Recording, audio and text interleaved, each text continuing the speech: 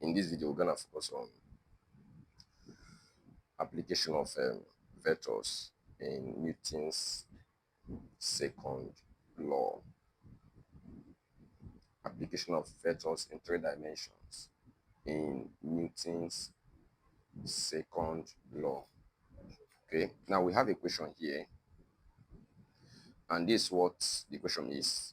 A 4.0 kg object undergoes and undergoes an acceleration given by, I think that should be an acceleration. Sorry for that.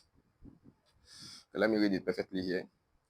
A 4.0 kg object undergoes an acceleration. Okay, you can put an acceleration here. Okay, given by A is equal to 3I plus 2J. So the acceleration given to us here is 3I plus 2J. The unit is meter per second squared. We are asked to calculate the net force and magnitude of the net force. So this is what we are asked to calculate here: the net force and the magnitude of the net force. Okay, so let's solve this question, class. Solution.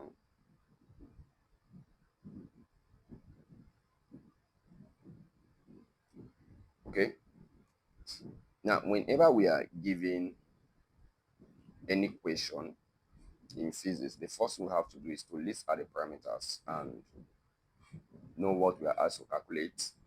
If there's any condition, we apply the condition. Please take notes. So let's list out the parameters given to us here. Sorry for this. Let's list out the parameters given to us here.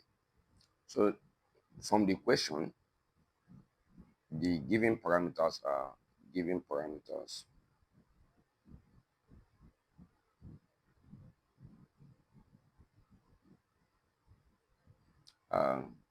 Mass,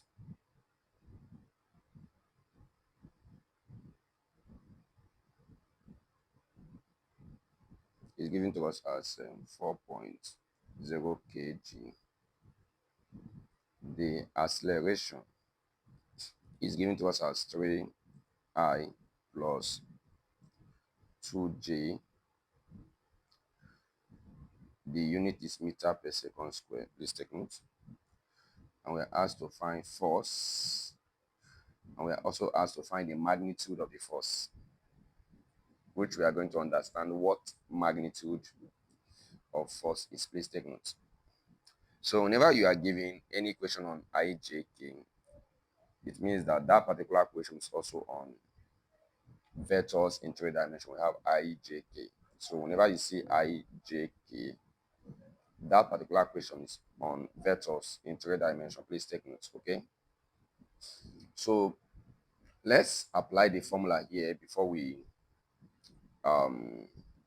know what magnitude is. Please take note of this. So in physics, whenever we are given mass, acceleration, and we are asked to find force, there's a formula connecting mass, acceleration, and force. Please take note of that. There is a formula connecting mass, acceleration, and force, and that formula is Newton's second law. And the law states that the formula states that F is equal to mass times acceleration. That is MA. Okay. So if you look into this particular equation given to us here, our mass is given to us here as 4 kg. The acceleration is given to us as 3I plus 2J. So now let's replace the values. This is 4 into the acceleration is 3I plus 2J. So class, the next thing here is to open the bracket Whenever you have any expression in mathematics and there's involvement of bracket, whenever you have any expression in mathematics and there's involvement of brackets, for you to move to the next step, the first thing you have to do is to open the bracket. For you to move to the next step, please take note. So now let's open this bracket here. When you open this bracket, we have this to be 4 times 3 is 12i plus 4 times 2 is 8j. Please take note. So this is the force in Newton, okay? So this is the force in Newton. But we are not only asked to find the force, please take note of that. We also asked to find the magnitude of this force here. We are asked to find the magnitude of this force here. So how do we find magnitude of a force in vector in 3 dimensions? How do we find magnitude of vectors in 3 dimensions? When we say 3 dimensions, please take note of this. We mean ijk. When we say vectors in 3 dimensions, it means ijk. Please take note, okay? Now, to find the magnitude, you can either call it magnitude or absolute value or modulus. Please take note. These 3 words are the same: magnitude, absolute value, or modulus. Please take note. So whenever I want to find the magnitude of vectors in 3 dimensions, we apply Pythagoras theorem. But before we do that, before we know the formula to use here, class, let's know what I is, let's know what J is, and of course, let's know what K is, okay? Now, when we are saying about I in vectors, when we are saying about I in vectors, there's a particular letter that represents I, and that letter is S. Please take note. We are saying about J in vector.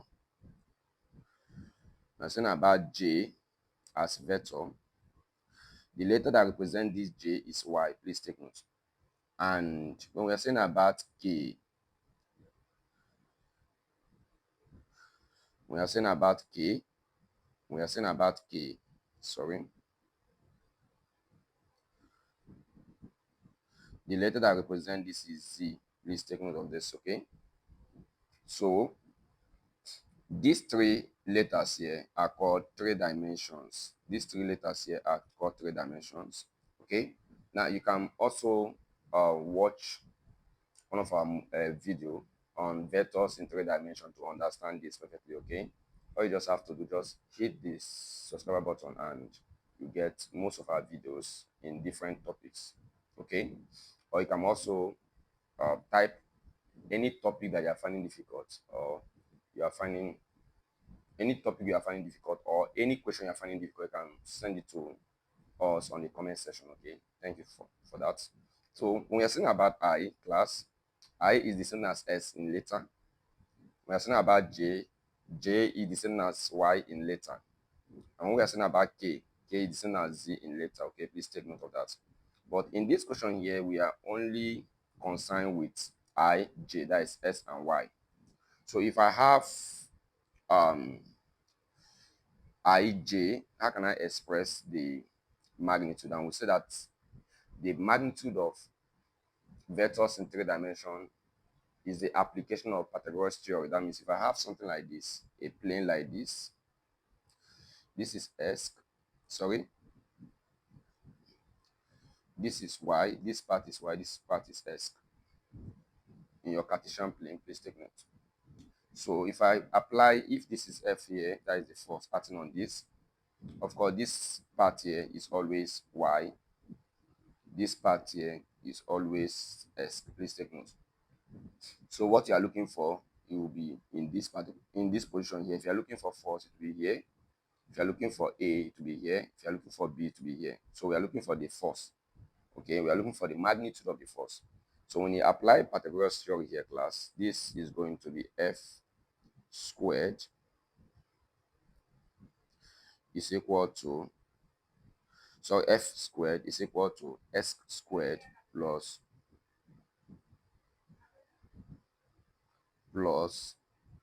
Y squared. Please take note of this, okay? So our intention here is to find f. So let's make f the subject. When you make f the subject, f will be equal to plus square root of s squared plus y squared. Please take it. But we're not only asked to find the f, we're asked to find the magnitude, okay? So to represent this guy, that is this force here, as magnitude, we represent this as f. You put on your two strokes, please take note of that, is equal to plus,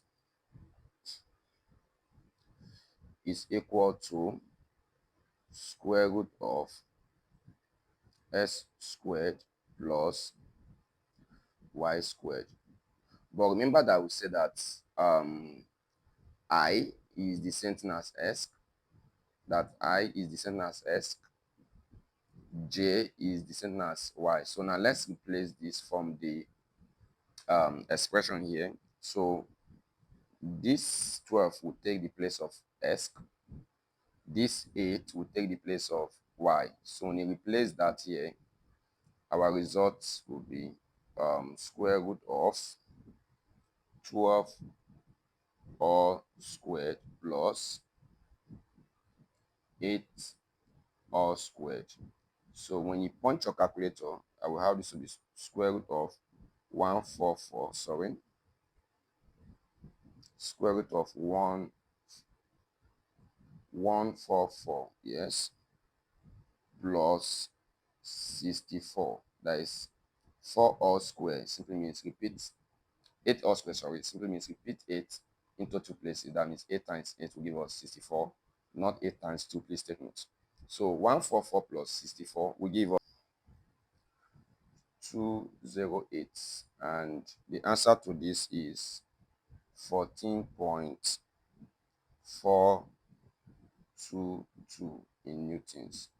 Please take note of that, okay? So this is our answer here. All right. So class, for you to get the full video on this, you can hit the subscriber button, okay? Thank you.